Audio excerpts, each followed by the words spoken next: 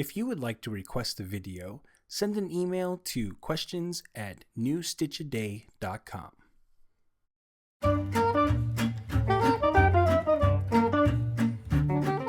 How to knit.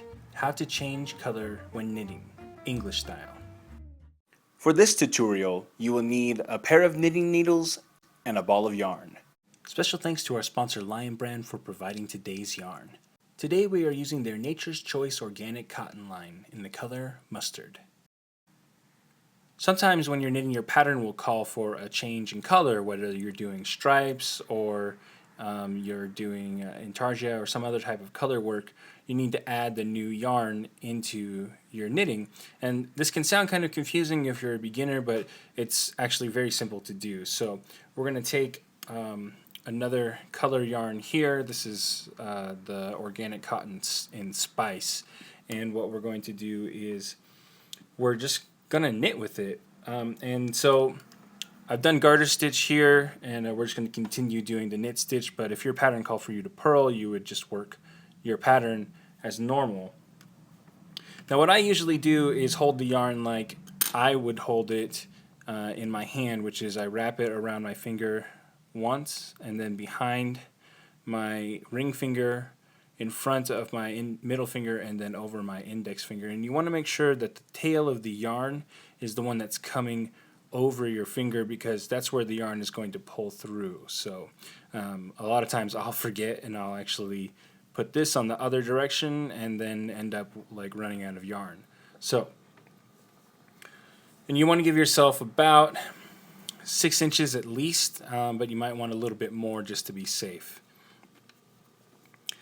So to integrate it, we're just going to wrap that yarn over the needle and then knit with it. Okay, now one of the other things that can happen on the end here is by leaving this loose tail is this whole stitch on the end is going to end up really loose. So you'll want to tighten up the original color, or sometimes it's called the main color or MC in your pattern, and then you're going to take your contrasting color, which is usually referred to as CC. Sometimes it'll be C1 or CCA, but what you can do is take both of these strands here and knit with them for a couple of stitches. And this is going to secure that yarn along the edge here so you don't have it flapping out and causing an issue or being really loose. So just wrap both of those around for a few stitches.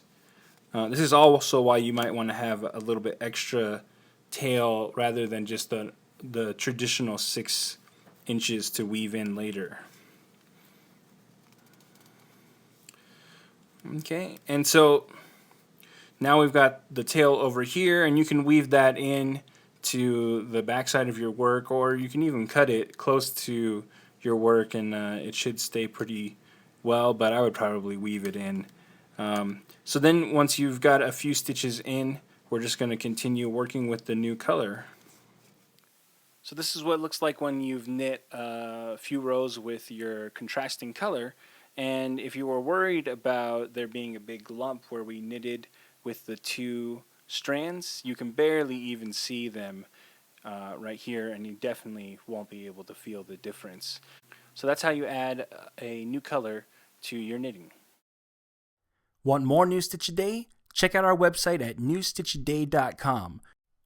New Stitch a Day is a Craftory media production. Check out our other shows at fiberstory.tv and yarntripper.com.